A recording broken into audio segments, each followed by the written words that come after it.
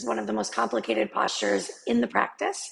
No matter how long you've been on your mat, it seems to be this constant nemesis. Even if you love it, some days, usually it's not all days.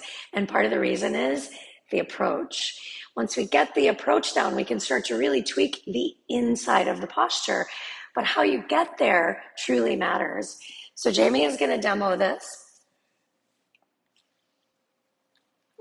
Whether you take that leg behind you or not doesn't matter. But what does matter is how you bring this leg through. So let's go ahead and lift right leg, yeah. So a tendency, one, is to not use bandhas, not use your internal core, and to just throw the leg to the top of the mat like this. Oh no. And then bring that leg back. Another is to bring the leg sideways toward that right elbow and land it where it's not quite in the middle of the window. We want it right in center. This also tends to be because we just don't feel like we've got the strength or the room to come straight through center. And bring that leg back. Another thing that I see all the time is the lifting or the cupping of the hands to try to get that foot further forward. So let's bring that leg through, lift those hands. That's also a no-no. Let's bring that leg back. So a lot to think about when you're bringing this leg through.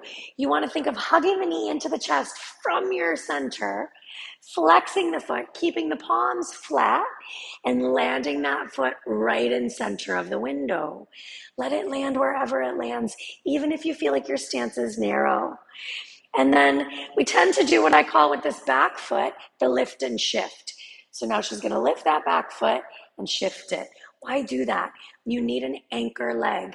The whole point of foundation is to set it and hold it there so that everything else can grow from that space. Let's come back to down dog.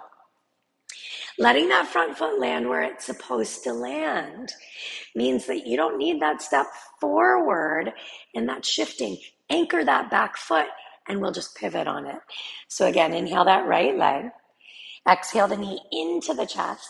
Flex the foot, flat hands, plant it in between the window, then simply pivot the back foot flat.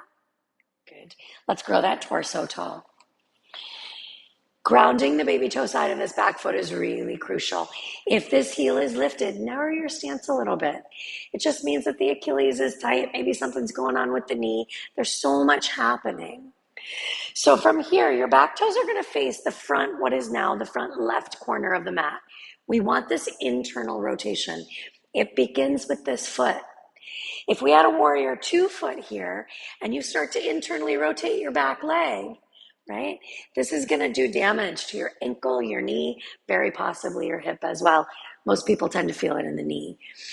If this is too tight on the Achilles, like I said, narrow the stance, or you can turn the foot out the tiniest little bit, just not all the way. All right, so we're going to set her where she was, back toes facing front left corner. Then this entire back leg turns into the body to square her frontal hip bones.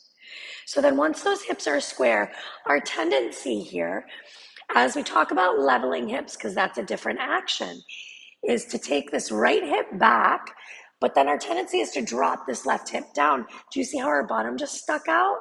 And we lose all of this space between the belly and the leg. So we internally rotate here to get that square, but then to level, we take this right hip back, we lift the left hip up. Beautiful. Replug in that back leg. Think thigh to hamstring, shin to calf. You should never feel pressure on the back of your knees. From there, we've got a square, level pelvic space. We're going to drop the tailbone and lift those frontal hip bones. So again, the tendency, and I know that she was a dancer, and so she's worked a long time to get out of this habit. The oversway happens, and it squishes all this space between the legs and the body. And we need space here. So inhale, tailbone, lift the frontal hip bones, create this space, right? Once again, we oversway and show that squish. And then go back and make space. Oh, much better. Beautiful. From there, you want a nice even torso, front, back, right, left, they equally lift.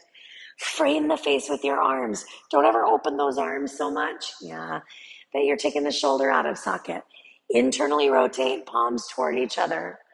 Now we settle true 90 degrees. The front knee settles over the ankle. Don't lose that space between the leg and the belly. Soft toes. And we've got a beautiful Vira 1. She's going to vinyasa out. Thank you. Thanks, Jaime. Shanti, Shanti, good luck.